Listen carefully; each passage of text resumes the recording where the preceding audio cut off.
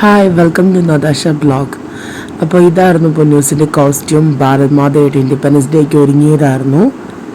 എങ്ങനെയുണ്ട്? ഇഷ്ടപ്പെട്ടോ എല്ലാവർക്കും? അങ്ങനെ കഴിഞ്ഞിട്ട് ബലൂൺ കൊണ്ട് നാഷണൽ ഫ്ലാഗ് തീർത്തി എല്ലാവരും.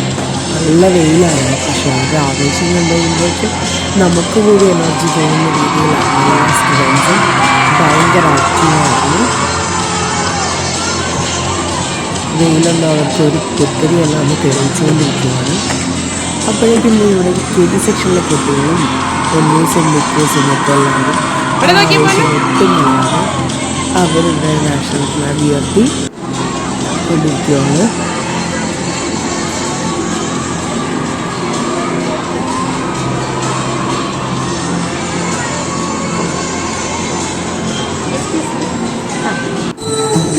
അത് കഴിഞ്ഞപ്പോഴേക്കും ഡാൻസ് ഉണ്ടായിരുന്നു.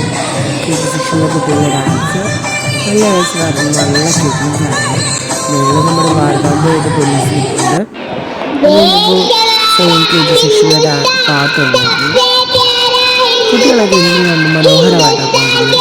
അതിൽ KG സെക്ഷനിലെ കുട്ടികളാണ് ഓർക്കുന്നത്. അവിടെ നമ്മുടെ പൊന്നൂസിൻ്റെ സാന്നിധ്യമുണ്ട്.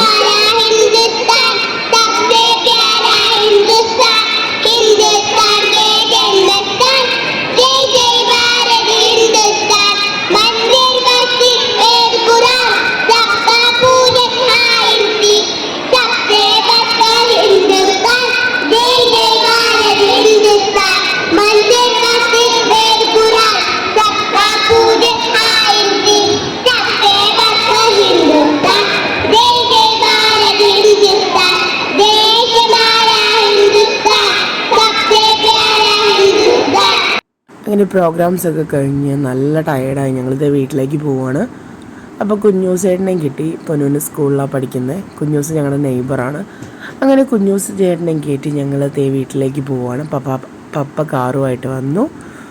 പൊന്നൂസിന് തുറക്കാൻ പറ്റുന്നില്ല. അപ്പോൾ കുഞ്ഞൂസ് ചേട്ടൻ തുറന്നു കൊടുത്ത് പൊന്നൂസ് വണ്ടി കയറി. വണ്ടി കയറിയപ്പോൾ തന്നെ പൊന്നൂസിന് അങ്ങ് ആശ്വാസമായി.